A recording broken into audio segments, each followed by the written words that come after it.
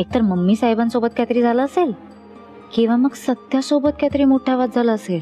आता नक्की काय आहे ते हिलाच विचारावं लागेल. चला प्रिया.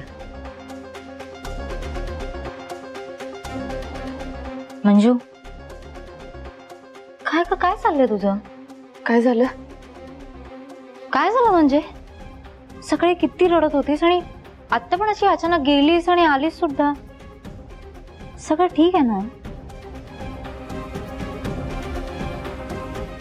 मंजू ऐक,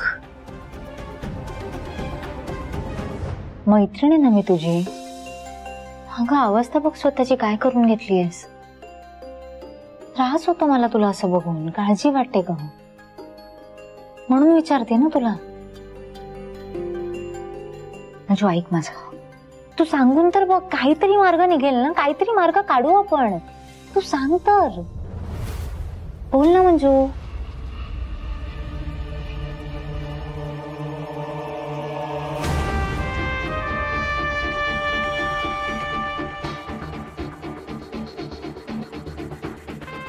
प्रिया.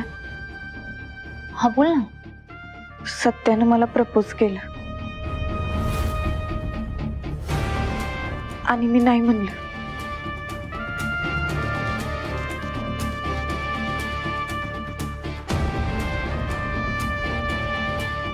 म्हणजे माझा संशय खरा होता. हे दोघं एकमेकांच्या प्रेमात होते. थँक गॉड ही बावळट त्याला नाही मिळाली. Thank God.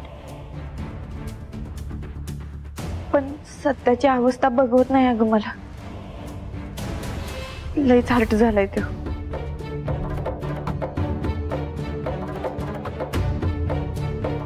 हो म्हणजे मला कळतंय, मी समजू शकते त्याची अवस्था. पण मला सांग, म्हणजे तू नाही का म्हणालीस?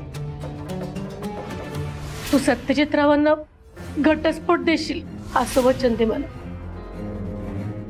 मग ठीक आहे, ठीक आहे. जर अगदीच काही खूप पर्सनल कारण असेल तर नको सांगूस. I am not going to force you. पण तुला एवढंच सांगेन मंजू की तू नाही म्हणून खूप चांगलं काम केलंस मंजू. कारण हे बघ ना, एनिवे तू हो म्हणाली असतीस ना, काहीच उपयोग नव्हता. तुलाच त्रास होणार होता, माहितीये ना तुला. त्यामुळे नाही म्हणून खूप चांगलं काम केलंस तू. ते जाऊ दे. सत्याला तून बाहेर कसं काढायचं? सोपं आहे मंजू. त्याच्याशी वाईट वागू. पण कसं?